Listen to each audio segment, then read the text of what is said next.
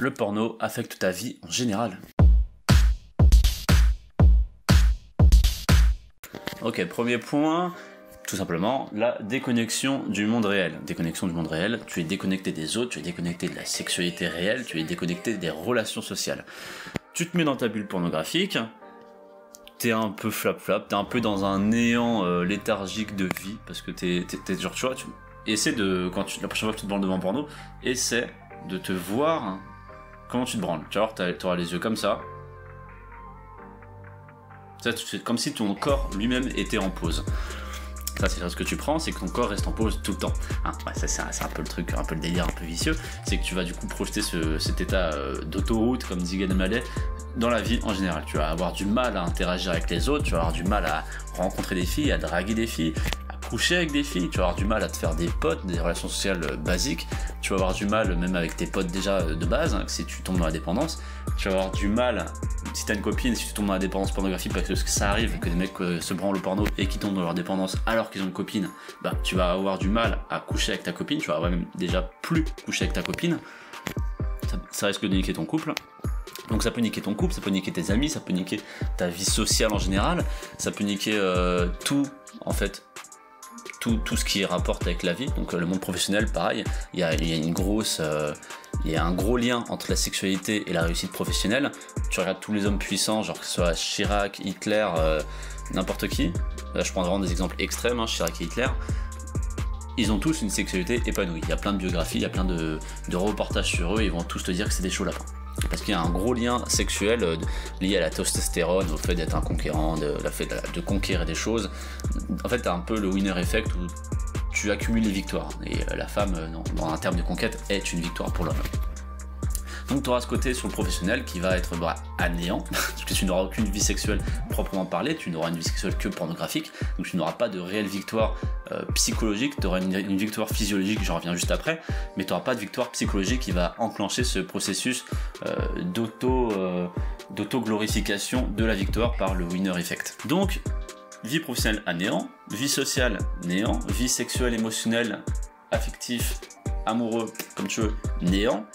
Ta vie déjà sociale, affectif, amoureux, renéant, tout néant, ça va être sympa. Donc le sexe, vraiment, ça affecte tout. Et donc je reviens vite fait à ce que je vais te dire par rapport à l'aspect physiologique. Qu'est-ce que l'éjaculation pour un homme? Qu'est-ce que l'éjaculation pour un homme? D'un point de vue au corps, physiologique, l'éjaculation, c'est la récompense. Parce que tu vas voir cette fille là qui a passé dans le bar, tu vois, comme ça, elle fait un beau de cheval. Tu vas aller, tu dis, waouh, elle est belle, tu vas aller lui parler, waouh, putain, tu lui dis bonjour, ça se passe bien, elle te dit bonjour avec un grand sourire, ah, t'es content, tu vas continuer à lui parler, tu lui parles, tu la taquines, etc., elle touche le bras, ah, vous rigolez, ça chafouine, tu sens qu'il y a du flirt, tu vois, tu continues à draguer, tu prends son numéro, peut-être même que tu vas coucher avec elle dans la soirée même, imaginons que tu prends un peu de ton temps, parce qu'il y a le jeu de séduction, un peu de tension, d'ambiguïté, tu sais pas si elle te plaît, elle sait pas si tu lui plais, tu vois, tout ce petit jeu sympa. Donc, vous allez boire un verre, je sais pas, vous vous embrassez, vous en restez là, c'est mignon. Ensuite, je suis à fond dans ma tête, je suis en train d'imaginer le sérieux, c'est trop stylé. Tu la ramènes chez toi, vous mangez ensemble, et là, boum, vous couchez ensemble. Du coup, il y a une connexion intellectuelle parce que vous avez parlé, vous avez rigolé ensemble, il y a une connexion émotionnelle parce que vous avez, encore une fois, rigolé ensemble, vous avez partagé des émotions positives ensemble, donc connexion intellectuelle, connexion émotionnelle. Si vous avez parlé quelque chose de profond, si vous avez partagé ensemble, il y a peut-être une connexion spirituelle en plus. Et là, boum, tu couches avec elle, bam, vu qu'il y a toutes ces connexions déjà de base, t'as une connexion en plus sexuelle, une connexion physique. Et là, sexuellement parlant, physiologiquement parlant, ton éjaculation, c'est l'ultime récompense de toute cette conquête féminine. Bon là je t'ai fait le beau scénario, mais même de manière un peu plus terre à terre, un peu plus un peu moins romantique, on va dire. Le mec qui va laisser séduire une fille dans une boîte de nuit et qui va la ramener, bah ça va être le fait d'éjaculer, ça va être sa récompense à tout ce travail, tout ce labeur de séduction et de conquête, tu vois. Donc pour l'homme, l'éjaculation, c'est la récompense liée à cette phase de séduction.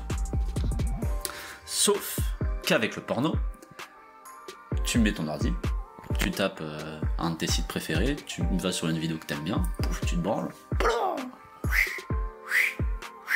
tu vois. Il n'y a pas de travail en fait, c'est une récompense sans travail. Et c'est comme ça que naît la dépendance, c'est que tu arrives à physiologiquement acquérir une récompense que ton corps interprète comme une récompense, parce que ton corps lui il se dit pas Damien, c'est pas ça de la récompense, tu vois. C'est ta tête qui va te dire non mais là que c'est pas une vraie récompense vu que on n'a rien fait, tu vois. La fille, il y a pas de fille déjà, il y a pas de fille. Et même voilà, tu vois.